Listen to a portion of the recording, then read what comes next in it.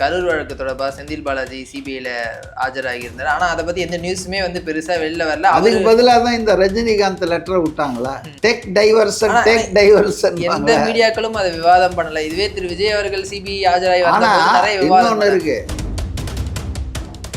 விஜய்க்கும் ரஜினிகாந்துக்கும் ஏதோ பங்காளி சண்டை இருக்கா மாதிரியும், பரம்பரையா இந்த பரம்பரை அந்த பரம்பரை மோதிக்கிற மாதிரியும் திமுக ஆதரவாளர்கள் இதுதான் பண்ணிட்டு இருக்காங்க. சிபிஐ அலுவலகத்தில் எந்த மாதிரியான விசாரணை அவரிடம் மேற்கொள்ளப்பட்டது, அதை பற்றி தகவல் இருக்கு? செந்தில் பாலாஜியை மட்டும் ஏன் கூப்பிட்டாங்க? அவரே சொன்னாங்க, எல்லாரும் போல நான் ஆஸ்பத்திரிக்கு போனேன், அது தப்பா? என்ன மட்டும் ஏன் கூப்பிடுறீங்கன்னா, நீங்க மட்டும்தான் ஃபேஸ்புக் லைவ் போட்டுன்னு முதல் சடலம் வர்றதுக்குள்ள அல்லது முதல் ஆள் அங்கே ஆஸ்பத்திரி கொண்டு வரதும் நீங்கள் வந்துட்டீங்க. சரி, நீங்கள் வந்தீங்க, எப்படி 100 கரவேட்டி கட்டிட்டு திமுக காரன் பூரா இருந்தான். அவருடைய நெருங்கிய ஆதரவாளர் ஒரு ஆள் 3 மணிக்கு ஒரு ட்வீட் போடுறான், இன்னைக்கு கரூரில் சம்பவம் இருக்குன்னு.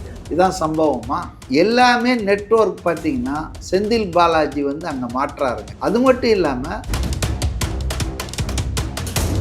அவர் முகம் வாடி இருந்தது. அதை நான் கேட்கணும்னு நினைச்சேன் சார். அவர் ரொம்ப சோர்வா இருந்தார். ஒருவேளை அத்தனை மணி நேரம் விசாரணை முடிச்சு வந்தாலும் அந்த சோர்வா? நாங்க ஏசி ரூம்ல என்னங்க சோர்வு? என்ன அவர் என்ன மேல தொங்க விட்டா விசாரிச்சாங்க. பெரம்பூர் தொகுதியில் விஜய் போட்டி போட போறாரு அப்படின்னு இப்போ கிட்டத்தட்ட உறுதியாகி இருக்கு. சென்னை மாவட்டத்தில் ஃபர்ஸ்ட் அந்த தேர்தல் பரப்புரைக்காக போட்ட ஒரு கூட்டம் பெரம்பூர் தொகுதியில் தான் போட்டாங்க. அப்பவே நீங்க தெரிஞ்சுக்கணும், பாஸ் நிற்க போறாருன்னு தெரியணும். வேட்பாளரே பணம் வாங்கப்படுது அப்படின்ற ஒரு குற்றச்சாட்டும் இருக்கே. பணம் வாங்காத எந்த கட்சி சொல்லுங்க? கட்சி எப்படி இப்போவே 2-3 கல்யாண மண்டபத்தை வித்துட்டார் விஜய்ன்றாங்க செலவுக்கு. ஏன்னா அவர் சேர்த்து வச்சிருக்கிற பணம், சம்பாரித்த பணத்தெல்லாம் எடுத்து கட்சிக்கு செலவு பண்ணிட்டு மற்றவங்கெல்லாம் கை வீசிட்டு வருவாங்களா? சரி, நம்ம ஒரு விஷயத்தில் இறங்குறோன்னா நம்மளும் கொஞ்சம் அதுக்கு இது பண்ணோம்ல, கான்ட்ரிபியூட் பண்ணோம்ல. கட்சிக்கு தானே புசியானது தனியாக ஏதாவது ஸ்விஸ் பேங்க்கில் போடுறதுக்காக கேட்குறாரு. சித்திரைவன் மீடியா நேயர்களுக்கு வணக்கம். இன்று நம்முடைய அரசியல் விமர்சகர் மதிவானன் சார் நினைஞ்சிருக்க. வணக்கம் சார். வணக்கம். கரூர் வழக்கு தொடர்பாக செந்தில் பாலாஜி சிபிஐல ஆஜராகியிருந்தார். ஆனால் அதை பற்றி எந்த நியூஸுமே வந்து பெருசாக வெளில வரல. அதுக்கு பதிலாக தான் இந்த ரஜினிகாந்த் லெட்டரை விட்டாங்களா? அதுக்கு டைவர்சன் தான் இது. Take diversion take diversion. எந்த மீடியாக்களும் அதை விவாதம் பண்ணல. இதுவே திரு விஜய் அவர்கள் சிபிஐ ஆஜராகி நிறைய விவாதம் இருக்கு. விஜய் விவாதம்னா அவர் ஒரு டாப் ஆன ஆளுங்க. அவரை கூட கொண்டு வந்து நீங்க செந்தில் பாலாஜி யாரு? கரூருக்குள்ள தான் அவருக்கு தெரியும். முன்னாள் அமைச்சர் சார். முன்னாள் அமைச்சர் தானே, என்னாலும் அமைச்சராக இருக்க போறது இல்லைல்ல. நான் என்ன சொல்றேன்னா, நீங்க இந்த கம்பேரிசன் பண்ணாதீங்க. விஜய் மீடியா பண்ணதான் செய்வாங்க. நீங்க செலிபிரிட்டி. செந்தில் பாலாஜி ஒரு கரப்ட் வழக்கில் ஜெயிலுக்கு போயிட்டு வந்த ஒரு குற்றவாளி கூண்டில் இருக்கிற ஆள். அதனால் 2 பேருக்கும் மீடியா வந்து கொடுக்கணும்னு வெளிச்சோன்னு நினைக்காதீங்க. அடுத்ததுன்னா, நீங்கள் வந்து திமுக ஆட்கள் இந்த செந்தில் பாலாஜி போயிட்டு வரதை மூடி மறைக்கிறதுக்காக மீடியாவை கையில் வச்சு இந்த ரஜினிகாந்த் இதை விடுறாங்க. டிஸ்கஷன் நேற்று பூரா டிபேட்லாம் பார்த்தீங்கன்னா அதை பற்றி தான். அது இப்படி பேசலாமா அப்படி பேசலாமான்றாங்க. விஜய்க்கே இதுக்கு என்னங்க சம்மந்தங்க? விஜய் மன்னிப்பு கேட்பாரணும் அப்படின்னா ஏங்க? பேசுறது ஒரு ஆள், அவர் ஒரு பப்ளிக் மீட்டிங்கில் பேசுகிறாரு. நேற்று ஒரு டிபேட்டுக்கு போயிருந்தேன். அவர் ஒரு பெரிய படித்த ஆள். அவர் சொல்கிறாரு, விஜய் சொல்லி தான் பேச வச்சாருன்றாரு. இவ்வளோ வன்மமா? இதெல்லாம் கற்பனைனா இவ்வளோ பண்ணுவாங்களா? ரொம்ப, அதாவது விஜய்க்கும் ரஜினிகாந்துக்கும் ஏதோ பங்காளி சண்டை இருக்கா மாதிரியும், பரம்பரையா இந்த பரம்பரை அந்த பரம்பரை மோதிக்கிற மாதிரியும் இவங்கெல்லாம் திமுக ஆதரவாளர்கள் இதுதான் பண்ணிட்டு இருக்காங்க. சார், சிபிஐ அலுவலகத்தில் எந்த மாதிரியான விசாரணை அவரிடம் மேற்கொள்ளப்பட்டது சார்? அதை பற்றி தகவல் இருக்கு சார்? நமக்கு தெரியாதுங்க. நம்ம என்ன சன் நியூஸா? இல்லை, விஜய் பக்கத்திலேயே உட்காந்து போட்டோகிராஃபரோட என்னெல்லாம் நடந்தது, எவ்வளோ நேரம் தண்ணி குடிச்சார், எவ்வளோ நேரம் சும்மா உட்காந்துருந்தாருன்னு கார்டு போட்டுட்டு இருப்பாங்க. சிபிஐ என்கொயரி வந்து அவ்வளோ சீக்கிரட்டாக நடக்கும், பாதுகாப்பாக நடக்கும். நீங்கள் உள்ள ஆஃபீஸுக்குள்ளவே சம்மந்தம் இல்லாமல் போக முடியாதுங்க. அதனால் வந்து அங்கே என்ன நடந்ததுன்னு சிபிஐ சொல்லணும், செந்தில் பாலாஜி சொல்லணும். 2 பேரில் செந்தில் பாலாஜி வெளியே வந்து என்ன சொல்கிறாரு, என்னிடம் கேள்விகள் கேட்டார்கள், நான் கேள்விகளுக்கு உரிய பதிலை அளித்திருக்கிறேன், திரும்பவும் வர சொல்லியிருக்காங்க, அவரை வர சொல்லியிருக்காங்க, அடுத்த முறையும் அவர் வருவார் போவார்னு நான் நினைக்கிறேன். ஸோ செந்தில் பாலாஜியை மட்டும் ஏன் கூப்பிட்டாங்க? அவரே சொன்னாங்க, எல்லாரும் போல நான் ஆஸ்பத்திரிக்கு போனேன், அது தப்பா? என்ன மட்டும் ஏன் கூப்பிடுறீங்கன்னா, நீங்க மட்டும்தான் ஃபேஸ்புக் லைவ் போட்டுன்னு முதல் சடலம் வர்றதுக்குள்ள அல்லது முதல் ஆள் அங்க ஆஸ்பத்திரி கொண்டு வரதும் நீங்க வந்துட்டீங்க. சரி, நீங்க வந்தீங்க, எப்படி 100 கரை வெட்டி கட்டிட்டு திமுக காரன் பூரா இருந்தான்? இந்த கேள்விக்கு பதில் சொல்லலாம்ல. அடுத்தது, அவருடைய நெருங்கிய ஆதரவாளர் ஒரு ஆள் 3 மணிக்கு ஒரு ட்வீட் போடுறான், இன்னைக்கு கரூரில் சம்பவம் இருக்குன்ட்டு. இப்போ அவன் யார்? அவனுக்கு ஏன் எப்படி என்ன சம்பவம்? இதுதான் சம்பவமா? அப்புறம் அந்த ஆம்புலன்ஸ் டிரைவருங்களெல்லாம் விசாரித்தாங்க இல்லையா கரூரில் வச்சு. இப்போ அவங்கெல்லாம் நிறைய சொல்லியிருக்காங்க, நீங்கள் ஏன் இந்த மாவட்டத்தில் இங்கே ஏன் வந்தீங்க, உங்களை யாரை கூப்பிட்டாது, உங்களுக்கு யார் வந்து பணம் கொடுத்தது, அந்த டீட்டெயில் கொடுன்னா. அப்போ யார் சோர்ஸ் தெரியுது இல்லை? அந்த சோர்ஸ் வந்து செந்தில் பாலாஜிக்கு வேண்டப்பட்ட ஆளாக இருக்குல்ல. இப்போ இவங்கெல்லாம் எப்படி வர வச்சாங்க? ஏன் டாக்டருங்களை கேட்டாங்களாம்? டாக்டருங்க எப்படி போஸ்ட்மார்ட்டம் இவ்வளோ அர்ஜென்ட்டாக 42 பேரை பண்ணிங்க விடிய 2 பேருக்கு தான் பண்ண முடியும். அப்போ இவங்களை யார் அழுத்தம் கொடுத்தது? கலெக்டர் கொடுத்தாருன்னா கலெக்டருக்கு யார் அழுத்தம்? கலெக்டரை கூப்பிட்றாங்கல்ல. அப்போது எல்லாமே நெட்வொர்க் பார்த்திங்கன்னா செந்தில் பாலாஜி வந்து அங்கே மாற்றாருங்க. அது மட்டும் இல்லாமல் விசாரணை ஆணையம்னு ஒன்று போட்டு ஒரு எஸ்ஐடி அங்கே அதை விசாரிக்க தொடங்கின பிறகு இவருக்கு ஆஸ் எ லோக்கல் எம்எல்ஏ ஏதாவது இன்ஃபர்மேஷன் இருந்தால் அதை அவங்கக்கிட்ட தான் கொடுக்கணும். அதை விட்டுட்டு என்ன பண்ணார்? Press meet, televised press meet plus power point presentation பண்ணுறாரு. பாருங்கள், 8:32க்கு செருப்பு வருது, பாட்டு பாடுறாரு, அப்போவே ஒருத்தர் விழுறாங்க, பாட்டில் அடிக்கிறாங்க. உனக்கு ஏதுப்பா இதெல்லாம்? சிசிடிவி கேமராவில் நீ எப்படி எடுத்த? இது எல்லாத்தையும் விடுங்க. சம்பவம் வந்து 8:15க்கு நடக்குது. மறுநாள் காலையில் 9:10க்கெல்லாம் போஸ்டர் ஓட்டுறீங்க. எங்கே? கரூரில். இல்லாத மாணவர் அமைப்பு பேரில் கொலையாளி குற்றவாளி விஜய். இது எப்படின்னா, இந்த எல்லாரும் துரத்தின்னு போகும்போது திருடன் அந்த கூட்டத்தில் திருடான்னு ஓடுவான். அதை மாதிரி கொலையாளி நீயே முடிவு பண்ணிட்டியா? அவர்னா கழுத்தை நெரிச்சாரா விஜய்? விஜய் எப்படிங்க இதை அவர் கைதாவாரா? மீடியாலாம் ஏன் அவர் ஒரு விட்னஸாக போயிருக்காரியா? ஸோ அதனால் அது நிறைய விஷயங்கள் வந்து ஒரு கான்ஸ்பிரசி ஆங்கிளில் தாவேக்காவும் சொல்லியிருக்காங்கன்னு வச்சுங்க. அவங்க சாட்சியம் அளித்தவர்கள், தாவேக்கா தலைவர்கள் விசாரிக்கப்பட்டார்கள்ல முன்னால் சிபிஐ, அவங்க சொல்லியிருக்காங்க, இந்த மாதிரி வந்து எங்களுக்கு சந்தேகம் இருக்குது, இவருடைய ஆளுங்க தான் இங்கே குழப்பத்தை உண்டாக்கி பிளான் பண்ணி தான் பண்ணியிருக்காங்க, இது இயற்கையாக ஏற்பட்டதில்லை, இந்த 41 பேர் மரணம்ன்றது அவங்க சொல்லியிருக்காங்க. அதனால் இதெல்லாம் கேதர் பண்ணிக்கிட்டு விஜயும் கேட்டுட்டு தான் செந்தில் பாலாஜி வாப்பா இதெல்லாம் சொல்லு என்ன கேட்டிருக்காங்க. அவர் முகம் வாடி இருந்தது. அதை பார்த்து நான் கேட்கணும்னு நினைச்சேன் சார். அவர் ரொம்ப சோர்வா இருந்தார். ஒருவேளை அத்தனை மணி நேரம் விசாரணை முடிச்சு வந்தாலும் அந்த சோர்வா? என்னங்க ஏசி ரூம்ல என்னங்க சோர்வு? என்ன அவர் என்ன மேலே தொங்க விட்டா விசாரிச்சாங்க, கையை காலை கட்டிட்டு தொங்க விட்டா விசாரிச்சாங்க. அழகாக சிபிஐ என்கொயரிலாம் வந்து க்ளீனாக உங்களுக்கு எல்லாம் டிஃபனு டீ எல்லாம் கொடுத்துருவாங்க. ரொம்ப அழகாக அவங்க வந்து டீசெண்டாக தான் விசாரிப்பாங்க. இவர் வேறு எக்ஸ் மினிஸ்டரு, எம்எல்ஏ, அதனால் அதெல்லாம் வந்து 3rd டிகிரி மெத்தட்லாம் கிடையாது. அவர் சொல்கிறத ரெக்கார்ட் பண்ணிக்குவாங்க. இவருக்கு என்னன்னா குற்றம் உள்ள நெஞ்சு குறுகு இருக்குது. என்னடா கடைசியில் நம்ம தப்பிச்சிட்டோன்னு பார்த்தோம், இது வரைக்கும் கொண்டு வந்துட்டானுங்களே, இப்போ அடுத்தது வேற சொல்கிறாங்களே, இன்னும் நல்ல ஆதாரத்தை காட்டி கேட்பாங்க. நீங்கள் அந்த நேரத்தில் எங்கே இருந்தீங்க, எப்படி இவ்வளோ விரைவாக இங்கே வந்தீங்க? இப்போ டவர் பொசிஷன் தெரியும் இல்லையா? இவ்வளோ பேர் இப்போ போலீஸ் கான்ஸ்டபிள் 600 பேர் இருந்தாங்கன்னா அந்த 600 பேர் மொபைலில் எடுத்தாங்களே, அவங்கெல்லாம் அந்த நேரத்தில் அங்கே இல்லைன்றதுக்கு வந்து ப்ரூஃப் இருக்கு. அதனால் சில போலீஸ்காரங்க அப்ரூவராக கூட மாறி இருப்பாங்க, எதுக்குடா வம்புன்னு. சில அதிகாரிகள் கூட சார் எல்லாம் தாங்க இடம் கொடுக்க வேணான்னு சொன்னார் இந்த இடத்த. ஏன்னா கரூரை பொறுத்தவரை இல்லைங்க, அவர் மகாராஜா மாதிரி, இங்கே மந்திரியாக இல்லைனாலும் அவர் வந்து அங்கே மகாராஜா மாதிரி இருக்கார். பணத்தை வாரி இறைக்கிறாரு, மக்களுக்கு வந்து பரிசு பொருட்கள் பொங்கல் தீபாவளி கொடுக்குறாரு. ஸோ அதனால் கேஷ் வந்து லிக்விட் கேஷ் வச்சுருக்கிற திமுக தலைவர்கள் அவர் ஒருத்தர். மற்றவங்கெல்லாம் அவாலால் துபாய்க்கு அனுப்பிச்சிட்டாங்க, அதை பண்ணிட்டாங்க. இவர்கிட்ட லிக்விட் கேஷே இருக்கிறதால தான் இவரால் வந்து 69 தொகுதியை நீ வந்து செலவை பார்த்துக்கன்னு இவர் ஸ்டாலின் சொல்லியிருக்கிறதா, பொறுப்பு கொடுத்துருக்கிறதா சொல்கிறாங்க. பொறுப்புனா என்ன? துட்டு தான். ஏவா வேலுக்கு ஒரு 30-35 தொகுதி, இப்படி நேருக்கு ஒரு 40 தொகுதின்னு இவங்கெல்லாம் கிங் பின்ஸு, எல்லாரும் லிக்விட் கேஷ் வச்சிட்டு இருக்காங்க. டாஸ்மாக்கு அந்த வசூல்லாம் இருக்கு இல்லை, அங்கங்கே போட்டு வச்சுருக்காங்க. அதனால் வந்துங்க இவர் வந்து குற்றத்தில் இவருக்கு சம்பந்தம் உண்டு, இவர் குற்றவாளின்னு நான் இப்போ சொல்ல மாட்டேன்.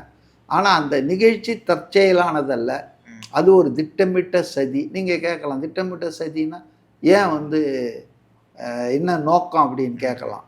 விஜய் வந்து 8 மாவட்டம் தான் அப்போ போயிருந்தார். அங்கே கிடைக்கிற வரவேற்பு, மக்களுடைய ஆதரவு, பேராதரவு இதெல்லாம் பார்த்து பயந்துட்டு இதை ஒரு விஷயமாக்கி இந்த ஆளை போக விடாமல் தடை பண்ணிடுறது. அப்புறம் வெளியே வான்றது, உள்ளே வச்சு போட்டுருது. எஸ்ஓபியை பாருங்கள், அது என்ன டிஸ்கிரிமினேட்டரி இல்லை. அதனால் வந்துங்க என்னை பொறுத்த வரைக்கும் கரூர் சம்பவம் ஒரு சதி செயல் தாங்க. ஏன்னா அதுக்கு முன்னாலேயும் பின்னாலேயும் நிறைய கூட்டம் லட்சக்கணக்கில் கலந்துகிட்டு இருக்காங்க, எங்கேயும் எந்த பிரச்சனையும் இல்லை.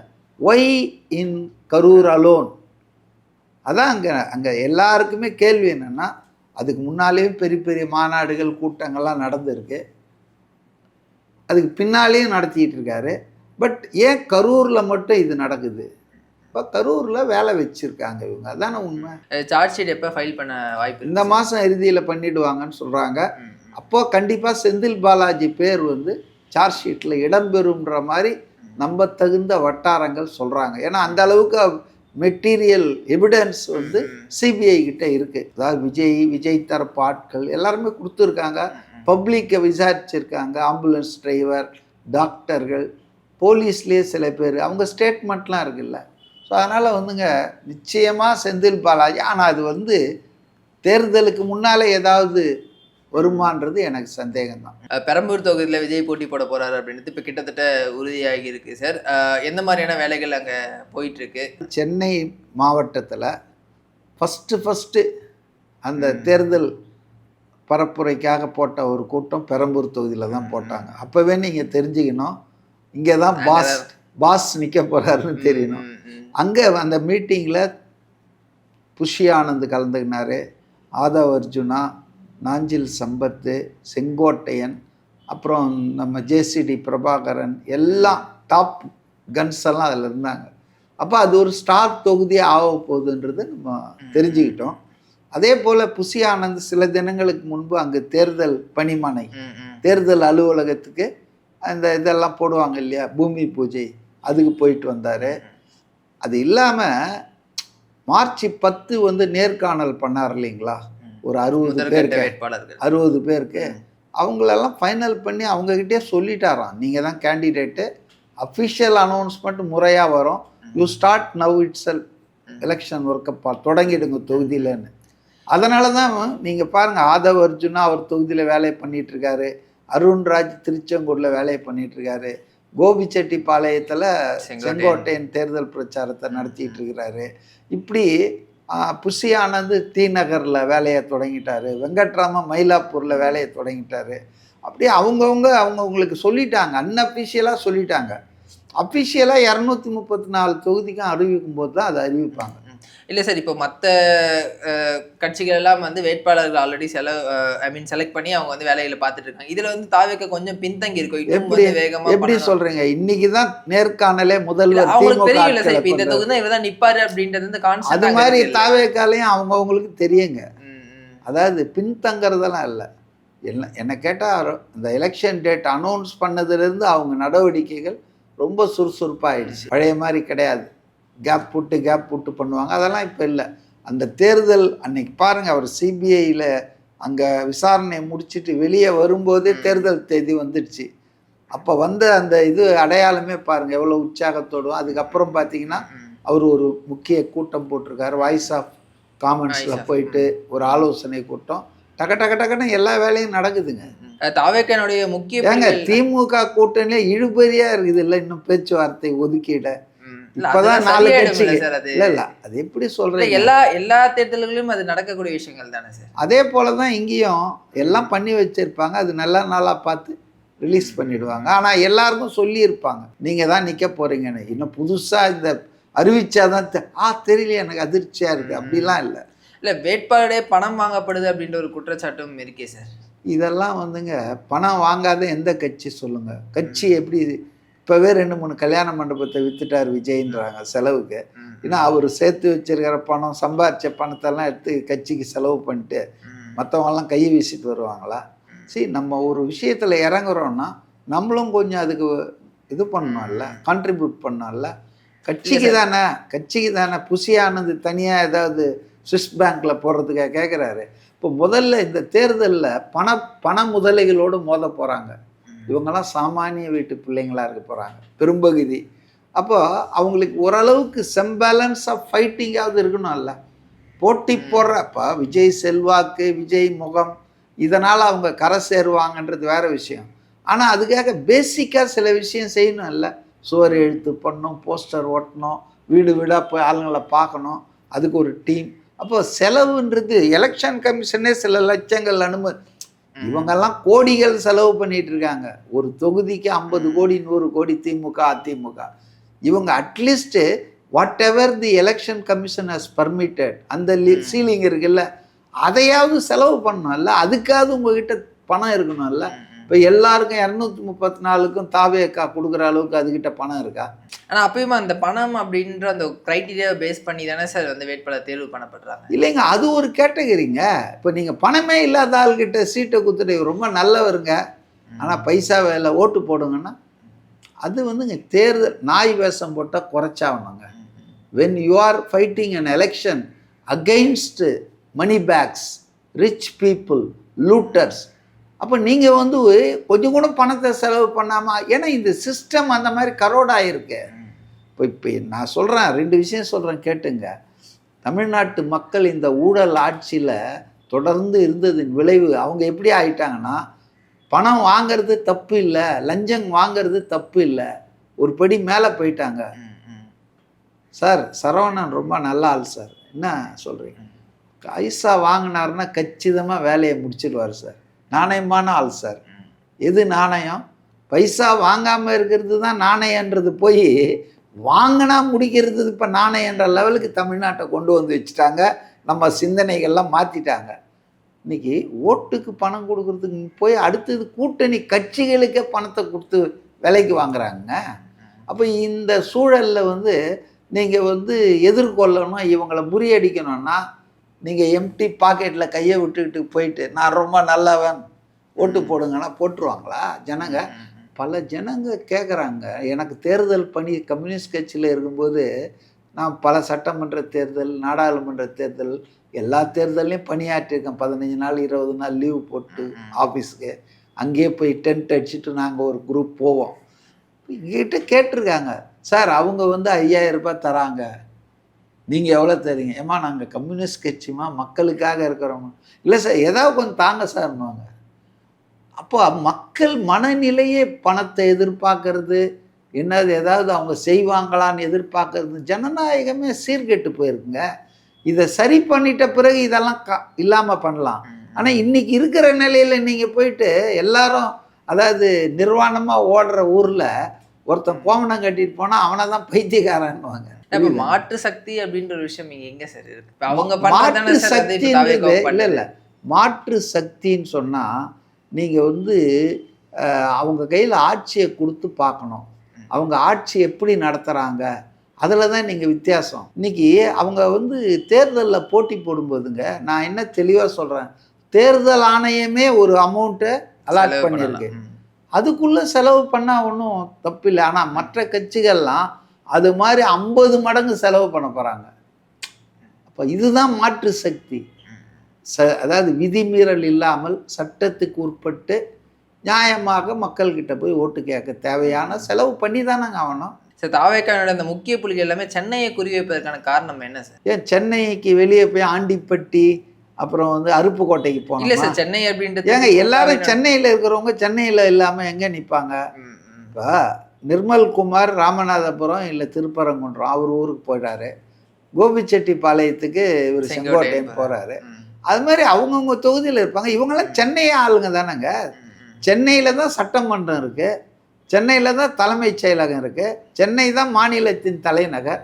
அப்போ முக்கிய தலைவர்கள் சென்னையில் இல்லாமல் இவங்க 365 நாளில் ஒரு 200 நாள் இங்கே தான் இருக்க போகிறாங்க. ஏன் ஸ்டாலின் வந்து குளத்தூரில் நிற்கிறாரு அப்படின்னு கேட்பீங்களா? ஏன் உதயநிதி தாத்தா தொகுதிக்கு போறேன்னு இப்போ சொல்லிட்டு இருக்கிறாரா மேல போறாரா திருவாரூருக்கு சார்? அப்படின்னு சொல்லிட்டு இருக்காங்க. ஏன்னா சேப்பாக்கம் நல்லா தானே சேப்பாக்கம் சார்? வந்து ரொம்ப டைட்டாக தான் இருக்குது அப்படின்னு சொல்கிறாங்க எல்லாம். சென்னையிலேயே வந்து எக்ஸப்ட் 1 or 2 சீட்ஸு எல்லாமே ரொம்ப டைட்டாக இருக்குது. கேக் வாக்லாம் கிடையாது திமுகவுக்கு பழைய மாதிரி அப்படின்னு தான் சொல்றாங்க. அதிமுகவும் ஒரு சில இடங்கள்ல ஸ்ட்ராங்கா இருக்காங்க சார். இப்ப டி இருக்கலாம். நகர் மாதிரியான இடங்கள்ல வந்து அவங்க ஜெயிச்சிருக்காங்க பல முறை. இந்த முறை வந்து இருக்கலாம். DMK போன இருக்காங்க. முறை கூட ஒரு 137 ரொம்ப ஓட்டுல சொற்ப தான் தான் தோத்துட்டாரு. சத்யா வந்து தோத்துட்டாரு. பார்க்கலாம். ஆனால் இன்னைக்கு தாவேகா என்ற புதிய அரசியல் சக்தி வந்ததுக்கப்புறம் அந்த பழைய கணக்குகள்லாம் மாறி போச்சே. இப்போ இந்த எலெக்ஷனை பேஸ் பண்ணி இனிமேல் பேசலாம் வர எலெக்ஷனுக்கு. போன எலெக்ஷன் ரிசல்ட்டை வச்சு இப்போ இந்த எலெக்ஷனை நம்ம பேச முடியாது. ஸோ அந்த மாதிரியான நிகழ்வுகள் தான் போயிட்டு இருக்கு சார். இந்த மாநாடுன்னு சொல்றாங்களா, எதுவும் வாய்ப்பு இருக்கா சார்? தெரியலங்க. முன்னால் சொன்னாங்க திருச்சியில் ஒரு மாநாடு போட போகிறோம். திமுக போட்டாச்சு. அதே போல் பாஜக தேசிய ஜனநாயக கூட்டணி போட்டாச்சு. அடுத்தது இவங்க போடுவாங்க. ஏன்னா அதுக்கு முன்னாலே சீமான் போட்டார். அதனால் வந்து தாவேக்கா கண்டிப்பாக போடுவாங்கன்னு நினைக்கிறேன். தேர்தலை ஒட்டி அதுக்கு கொஞ்சம் முன்னால் போடுறதுக்கான வாய்ப்பு இருக்குது. அடுத்தடுத்த நிகழ்வுகளை தொடர்ந்து பேசுவேன் சார். தகவலுக்கு ரொம்ப நன்றி சார்.